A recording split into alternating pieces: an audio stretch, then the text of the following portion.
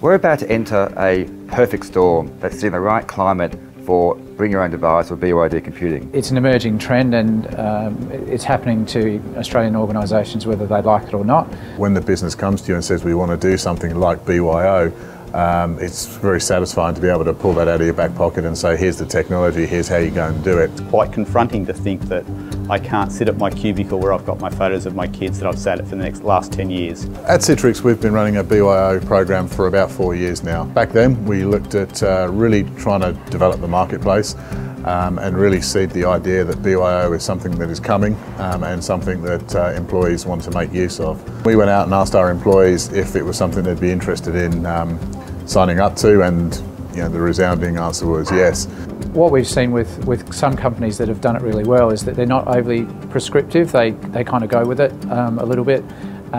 They understand that it's a trend that's emerging, that they're not going to stop it, but they try and put around some parameters and limitations, and by doing that they're meeting their employees sort of halfway, and in turn the employees appreciate that and will mostly do the right thing. BYD of course brings its own challenges and opportunities. Organisations need to review their IT and HR policies and the risk around BYD.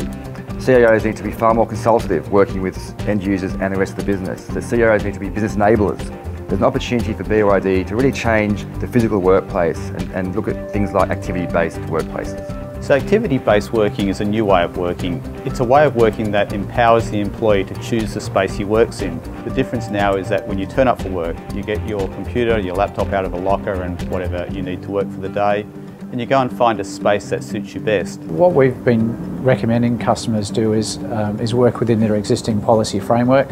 You don't need to trot off and get yourself a brand spanking new BYOD policy necessarily. You can look at what you have in place as a framework. It's really sort of just taking on board some of the legal issues around privacy, around data security, around having some restrictions, limitations in place about how employees use that device, and building on your existing policies. What it's been able to do is really allow us to redeploy IT resources from a kind of non-strategic workloads around desktop support and help desk and those types of things. Take some of those IT employees and really put them into strategic parts of the business.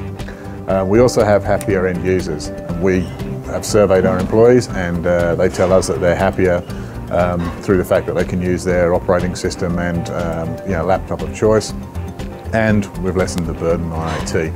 We had people that had worked there for 20 years that had a Great Wall of China of paper around them and that sat in the same desk forever.